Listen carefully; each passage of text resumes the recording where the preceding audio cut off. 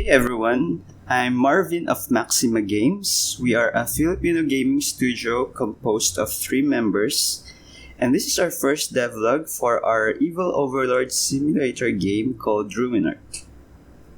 Ruinarch is a game where you wreak havoc on people's lives before taking over their lands. Think of it as if you're some sort of an evil dungeon master of a D&D game, or as if the random event generator spawning miserable events against the heroes. For this video, I'd like to go over some aspects of the game, particularly the startup menu and the world map. This will be part 1 of several devlogs that would each focus on different aspects of the game. So as you can see here, I've just started a new game and I'm presented with the startup menu. Here the player is given his first 2 minions and 4 starting spells. In Ruinarch, you instruct minions to perform most of the actions in the game. So the more minions you have, the more things you can do at a time. There are of course some different abilities that the player can do independently of the minion, and these are casting spells, unleashing summons, and placing artifacts. But first, let's go over the minions here. We have 7 minion types representing the 7 deadly sins. As you can see here, Vepar is a greed type minion, and Decarabia is an envy type minion. A minion's initial set of traits depend on the minion type. So for example, this one has Saboteur, Invader, and Fighter because she is a greed type minion. While this one has Spell Source, Instigator, and Builder because he is an envy type minion. Spell Source right now is a pretty important trait. This is because, as you can see here, you start with 4 spells. But when you cast this spell, it gets consumed. So you need to replenish it with new spells. And the primary way to do that is to extract new spells from spell source minions. So like here, from Decarabia you can extract Lullaby, Zap, and Lure.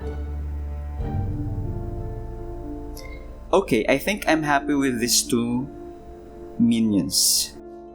Let's go over the spells. I won't be casting spells in this devlog yet, so let's just keep this as is, as I'll focus on just the startup menu and the world map.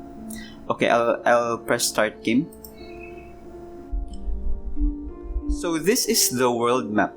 Every playthrough procedurally generates a new world composed of several regions. You start off in one corner with your portal and the spire. And at the opposite end, you will either see perhaps an elven town or a human village. This one is a human village. Okay, let's see. Where should I start? On our current build, we just have a single settlement type location, this one. But we intend to have multiple ones later on, so you will see several human, elves, and whatever race settlements all over here. But for now, we just focus on one.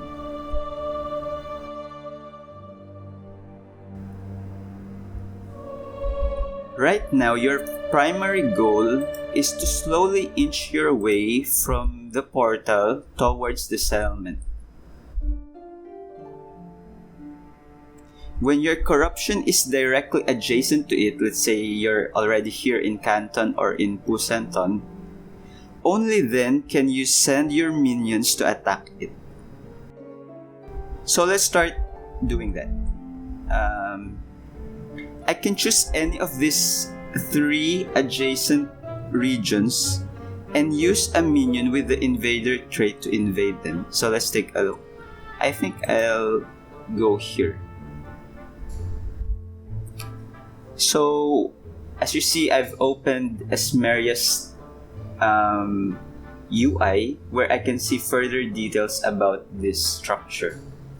And this region has a spell, meaning that if I invade it, I will also get a random spell to add to my current list. And at the same time, it is warded, so it poses a small risk to invading minions. So there is a very small chance that when you invade this, the minion that you sent will die. That's alright. Let's invade here. And you need a minion with an invader trait to do this. So since Envy doesn't have that, he is grayed out. While Vepar, who has an invader trait, can be assigned to it. So I'll do this and I'll confirm. So as you can see, we have this 4 hours to invade Esmeria. So it takes some time to do this. Usually, while you are waiting for something to occur on the world map, you will take a look at the settlement and you will start casting spells, unleashing summons, etc. But since our focus right now is the world map, let's just do some other things. So, I'll start playing the game so that the invasion will continue. But in the meantime, I'll take a look at the other structures here. So, you can see here, we can also click on the portal. And this one is, this is basically where you start. So, this is where your minions come out. Here, you can summon new minions.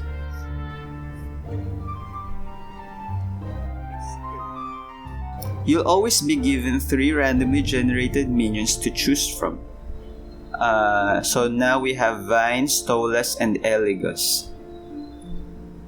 I think I'll go ahead and choose Eligos.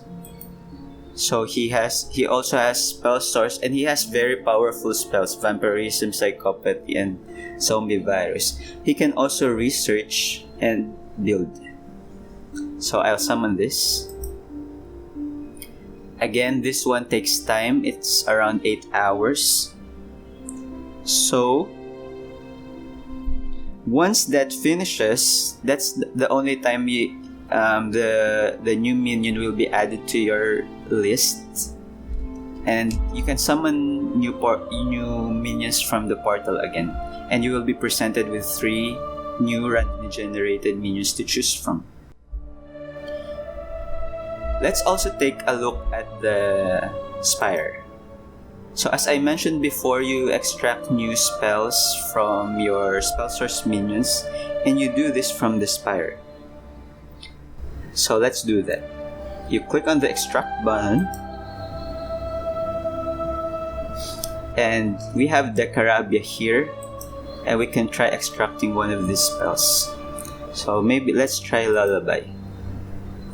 And you extract it. You actually only have 4 slots. So since the 4 slots are still full, you have to replace one with the new spells that we extracted. So let's try taking out Cursed Object and replace it with Lullaby. So we figured that probably when a player gets a minion with a really powerful spell, then the player can try to keep on just extracting that. So we've made the extraction process a wee bit dangerous for the minion involved. Meaning to say that there is a risk that the minion dies during the extraction process. This way, you can't just keep on extracting powerful spells continually. And the chances gets higher the more times you extract from a minion. So eventually, you really expect spell source minions to eventually die, and you have to replace them via summoning new minions from the portal. Now that we've finished invading Esmeria, we can build a new demonic structure on it. I think I'm gonna build a profane. And I need to use a minion with a builder trait to build new structures. There. This one also takes 4 hours. So, since our corruption has already expanded, we have more adjacent regions to expand to. Let's continue invading another one. I think let's go here. So this one has a monsters feature. That basically means that when you invade this, you will get a new summon. So let's try that. So again, we can use an invader minion to invade this.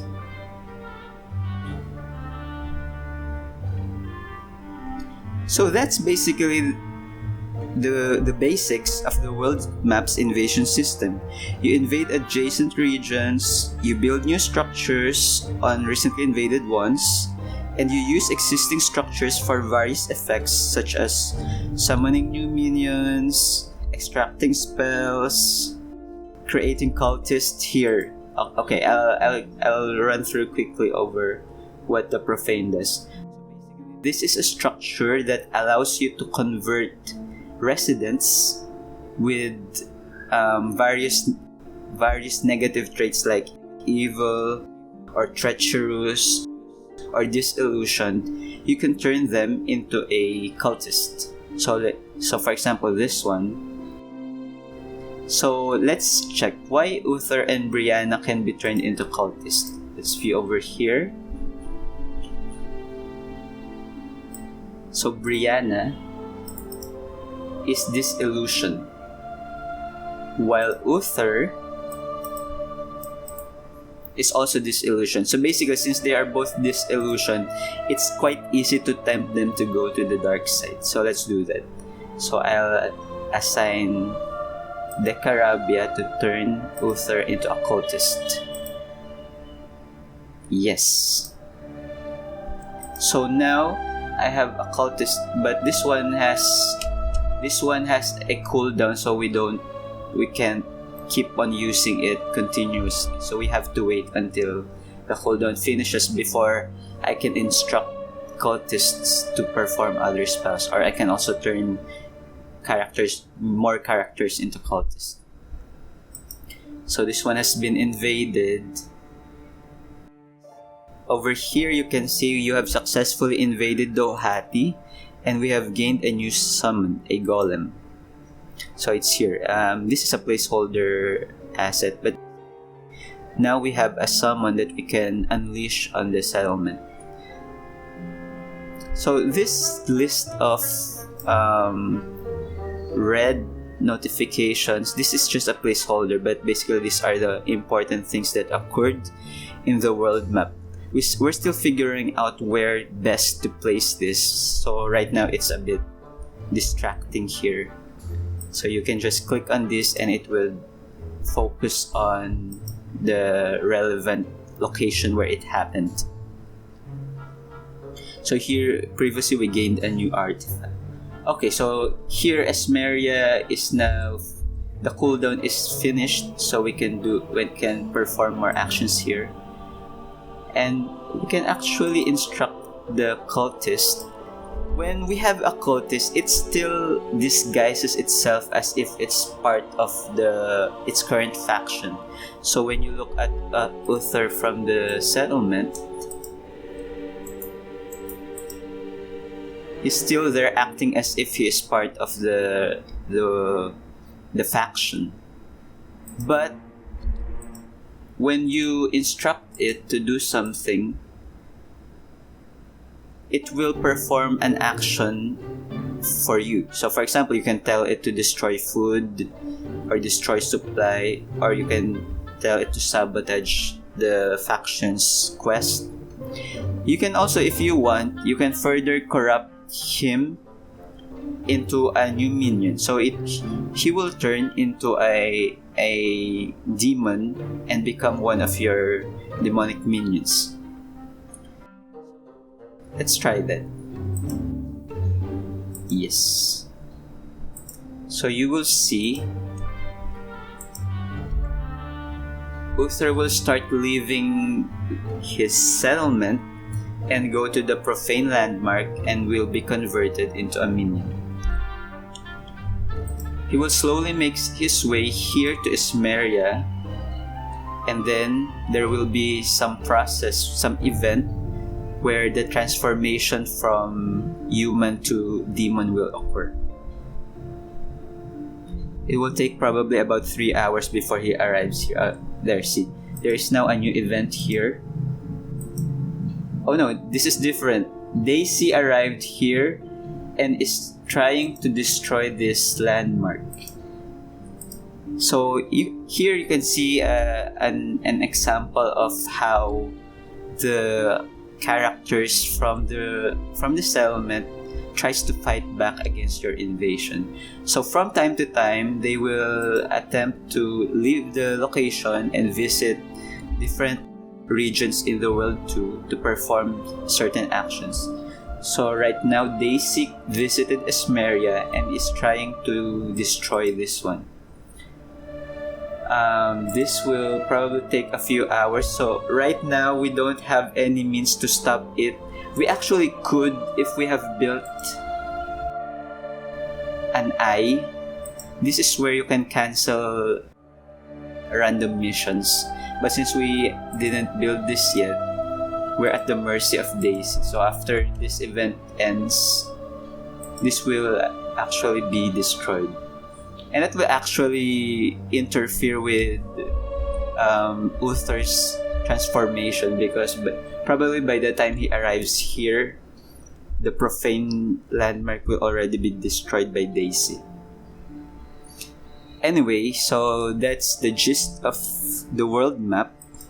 In the future, we plan on adding more random events here, so the characters from Polarus can do more things in the region. So they can start slaying monsters here, so that when you get to this place, you can't get another summon. Or they can try reinforcing regions so that it's more dangerous for you to invade them. And they may try gathering supplies and food from mines and farm.